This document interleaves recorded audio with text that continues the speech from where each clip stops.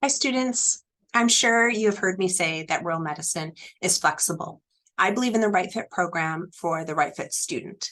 I want to talk with you about the options I have for your third year, if you are interested, but there's absolutely no pressure.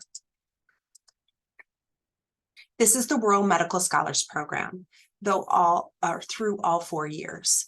At the end of your 4th year, some of you will be eligible for a micro-credential in rural medicine. This will go on your transcript and give you a little something extra for your ARIS application and to discuss during your interviews. To be eligible for the micro-credential, you must enroll in the RMED program in 3rd year. A little bit about 3rd year. You will soon start talking about the 3rd year clerkship rotation schedule.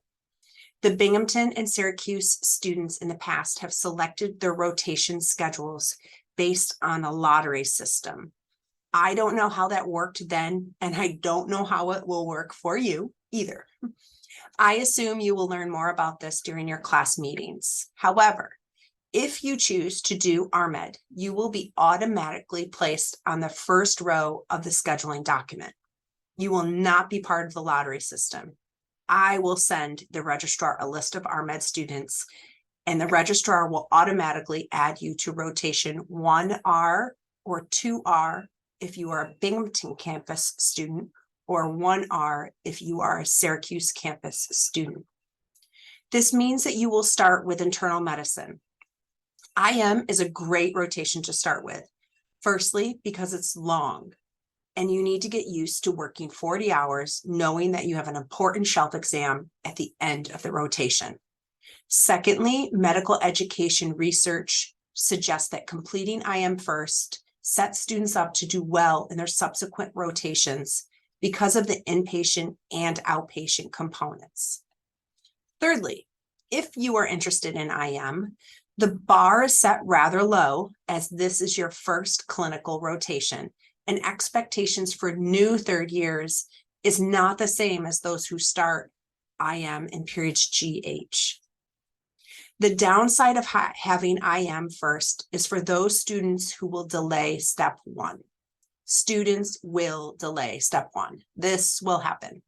Students that delay their step 1 will often delay their start to 3rd year. Often, students will take their step 1 exam during period A and want to jump right into clerkships starting with period B. However, students who are scheduled for IM in periods A and B, as I said, it's a longer clerkship. They would not start clerkships until period C. So this can impact their options for 4th year AIs and taking time off for step 2. So for students opting to delay step 1, RMED is not an ideal option. We can certainly talk about it and talk through scheduling and some options, but again, it's just not ideal. So what is RMED? All MS3s will have an elective block in their clinical rotation schedules. Those that delay step 1 will likely use their elective block to take step 1. While others will try to find research projects or enroll in other electives offered by specialty departments and the College of Medicine. I have heard mention of career exploration electives, and I believe you will learn more about these options during your class meeting. If you select RMED, RMED is that elective course. RMED students are enrolled in FAMP 1650. The elective expects that you will live and train in a small town community. The elective expects that you'll do clinical rotations and time with mentors that you and I set up. The elective is also tied to a site placement for family medicine, surgery, and emergency medicine clerkships.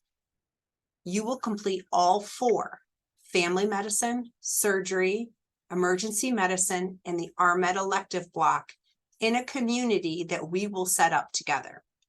Some students have added additional clinical rotations.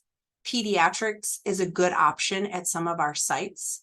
This year in 2023, we have a student that's adding neurology to his RMED schedule, And last year, a current fourth year, she completed 6 of her 8 clinical rotations in her hometown hospital. So again, we are completely flexible. There are many reasons why students elect to participate in RMED. Some want to go home or live in a specific community. Others seek mentorship or adventure, while others simply want to leave academia while figuring out their next steps for residency. We have sites across New York State. It helps if you have connections with that site, if you are interested in participating. It is most helpful if you have established housing at that site. Many sites used to offer free housing, but these options are less available to us. We can also establish new sites, but they need to be located in New York State, and they should typically not be too close to Albany, Rochester, or Buffalo. These 3 cities have competing medical schools, so their preceptor pools are pretty saturated, and it's challenging to get an RMED student approved, but we can talk about it. In terms of next steps, if you are interested in RMED, you need to complete the RMED interest survey found on Brightspace by the start of spring semester. I will review all surveys and schedule a meeting with those interested in January. During those meetings, we can talk about the details of the program, and I will answer all of your questions. You can also learn more by contacting our RMED fourth years. I will gladly put you in touch through direct messaging, or you can send them an email. I hope this was helpful to you. Thank you.